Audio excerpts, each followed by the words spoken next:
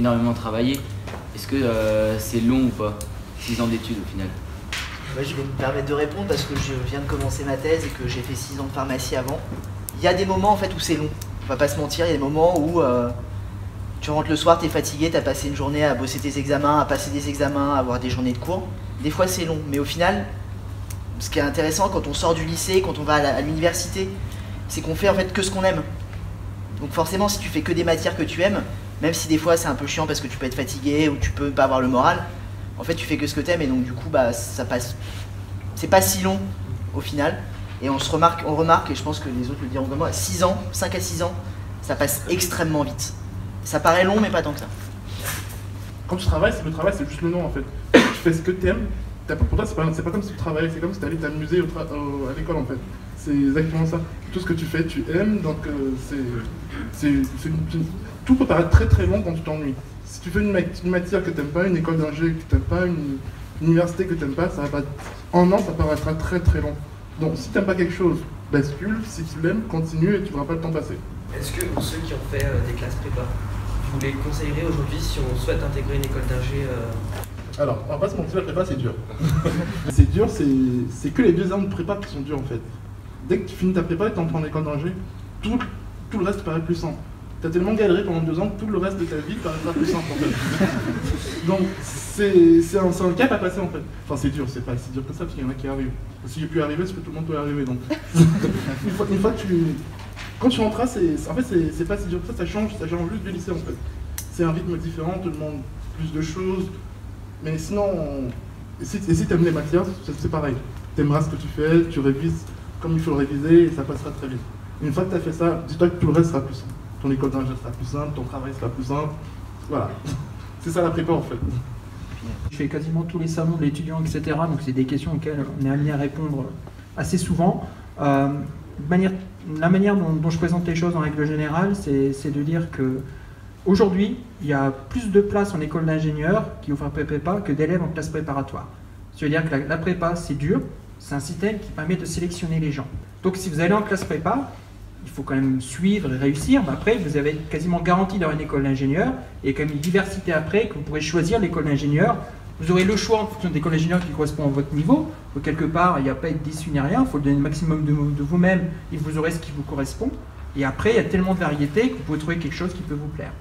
Donc c'est dur, mais enfin, on est dans une époque où vous pourrez trouver une place dans une école d'ingénieur sans problème en fonction de ce que vous aimez.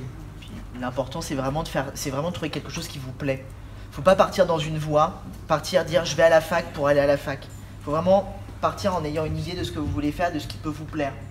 Parce que comme on le dit depuis tout à l'heure, si ce que vous faites ne vous plaît pas, bah, votre métier ne vous plaira pas et votre vie du coup va pas vous plaire parce que vous allez vous faire chier tous les matins en allant vous lever, en allant bosser. Donc essayez de trouver ce qui vous intéresse. Même si vous ne voulez pas faire de recherche, vous ne voulez pas faire une thèse sur du plus global, trouvez quelque chose qui vous plaît et donnez-vous les moyens d'arriver justement à faire ce qui vous plaît. Est-ce qu'au lycée, vous saviez déjà ce que vous alliez faire? Pas du tout. En règle générale, ce que je vois aussi pas mal moi, en orientation, quand je fais les salons d'étudiants, c'est si vous êtes bon élève, souvent on vous pose la question d'aller vers médecine, aller vers une classe prépa ou une école d'ingénieur qui fait en classe préparatoire intégrée. Hein. Et en général, les gens choisissent pour se laisser le maximum de portes. Soit vous avez déjà quelque chose en tête, par exemple, souvent, enfin, médecine, c'est plus ou moins quand même une vocation, bien un exemple dans la famille. Parce que vous allez vers médecine et généralement vous êtes entre guillemets bon élève, je ne sais pas ce que ça veut dire, mais des résultats scolaires bons, vous orientez plutôt vers classe prépa en règle générale. Peut-être que les profs vont me dire le contraire, mais c'est souvent un peu, voilà, quelque chose qui peut arriver. Et grosso modo, c'est aussi une manière de se laisser pas mal de portes ouvertes, comme on disait tout à l'heure. Et après, de choisir plutôt votre orientation en choisissant votre école un peu plus tard. Et même après, en sortant de l'école, vous avez encore plein de possibilités, donc des choix, vous en avez à faire à plusieurs niveaux dans votre cursus. Après, il y a des passerelles qui sont possibles. Par exemple, moi, j'ai un BTS bâtiment. Et j'ai pu faire la passerelle vers une école d'ingénieur en industrie. Il n'y a pas de parcours raté, c'est ça qu'il faut se dire. C'est en fait, pas faire prépa, c'est pas un échec.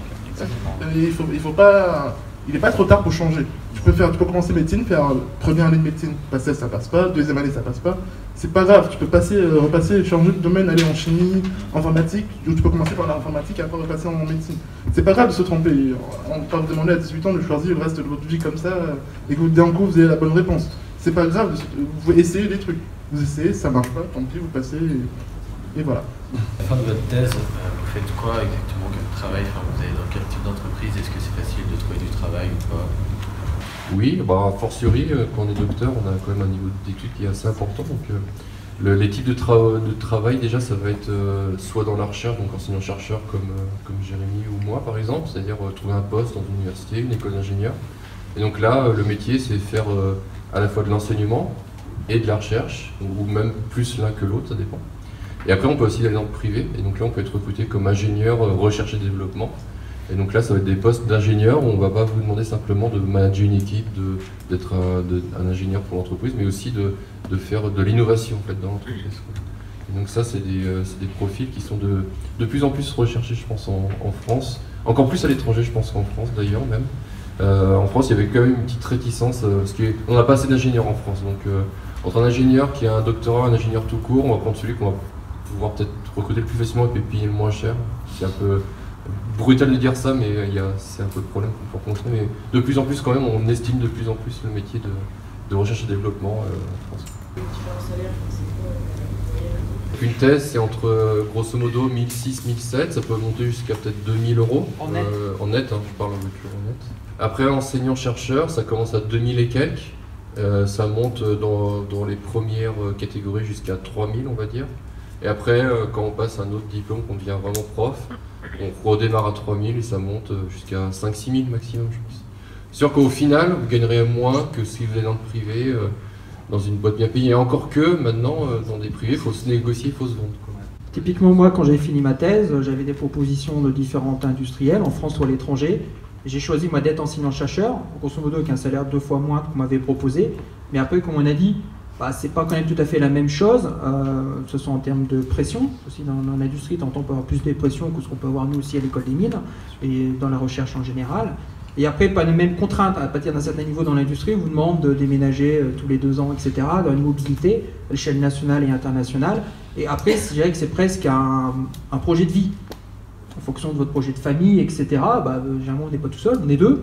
Donc ça aussi, c'est important. Hein. Enfin, il faut quand même un conjoint à suivre, etc. Enfin, quand on devait bouger à l'international, c'est pas forcément évident. Donc c'est pas que une histoire de salaire. Quelque part, c'est aussi un projet de vie avant tout. Et après, on s'adapte. Dans l'industrie aussi, il y a au niveau des pressions, ce que tu disais, moi je l'ai vécu dans ma famille, où on a des responsabilités parce qu'on est manager d'une équipe, et donc on est responsable de l'équipe, et s'il y a des problèmes, il faut être joignable tout le temps. Donc dans certaines boîtes, c'est le téléphone professionnel allumé 7 jours sur 7, 24 heures sur 24, et on peut être appelé à 4 heures du matin s'il y a un problème. Travailler en entreprise et en public, c'est vrai que c'est pas du tout la même chose, mais l'entreprise c'est pas complètement mauvais. Il y a quand même des bons points. Déjà c'est bien payé, faut pas se mentir, c'est important. Et en plus, vous pouvez travailler, si vous tombez sur la bonne entreprise évidemment, vous pouvez travailler sur des projets très innovants et très bien financés. Parce que les entreprises ont de l'argent. Donc les projets peuvent aller beaucoup plus loin que si vous êtes dans le public, je pense. À part si je dis des bêtises. Les projets peuvent aller beaucoup plus loin et vous n'êtes pas arrêté parce que l'État vous dit non, cette année on ne vous donne pas d'argent et un truc comme ça. L'iPhone 10, il y a plein de chercheurs derrière. Et ça peut arriver à un produit abouti parce que l'entreprise avait de l'argent. Donc voilà, si vous avez envie de travailler sur des projets, vous n'avez pas peur qu'à un moment ça s'arrête parce qu'il n'y a plus d'argent, l'entreprise c'est une très bonne solution aussi. Le métier de chercheur, c'est plutôt un métier contraignant dans la vie privée ou... Je pense beaucoup moins que dans le privé, à mon avis. Après, c'est le niveau d'implication qu'on se donne. Si on aime ça, on peut aller travailler le soir chez nous, le week-end, etc. Bien sûr. Mais comme on disait tout à l'heure, c'est un peu le loisir aussi, finalement. C'est un plaisir. Donc, on a ce choix, en fait. C'est ça, la liberté, c'est d'avoir le choix de se dire, voilà, j'arrête, je prends des vacances. On a beaucoup de jours de congé, par exemple. On peut prendre... Vraiment, c'est important. Si on a moins de salaire, mais on a beaucoup de congés. Donc, c'est aussi de l'argent en plus qu'on nous donne, finalement. Donc, c'est un choix qu'on peut avoir. Comme on se fait plaisir à aller bosser, c'est de savoir se mettre des limites, de se dire bon voilà, j'ai quand même pas mal bossé, je vais diminuer un peu. Et on a des emplois du temps justement très flexibles où si un matin on est fatigué et qu'on va arriver à 10h, on arrive à 10h. Ton chef qui est là quand même. Non mais voilà, après on peut, comme on est le moteur de son propre projet, si on bosse, le projet avance, si on bosse pas, il avance pas. Et c'est toi aussi qui es responsable de ton propre travail. Donc ça dépend si tu veux faire un travail génial et que tu vas bosser 90 heures par semaine, c'est toi que ça regarde. Si tu veux faire quelque chose d'un peu moins bien et que tu veux bosser que 50-60 heures par semaine, c'est toi que ça regarde. Et si tu veux... c'est mieux là, c'est mieux. Si tu veux, que tu veux bosser 10 heures par semaine, c'est toi que ça regarde. Après, c'est les résultats que tu vas avoir, c'est les évaluations que tu vas avoir, parce qu'en tant que doctorant, nous, on est évalué par nos chefs et par les publications qu'on fait. Donc c'est le jeu aussi de... un peu la carotte et le bâton.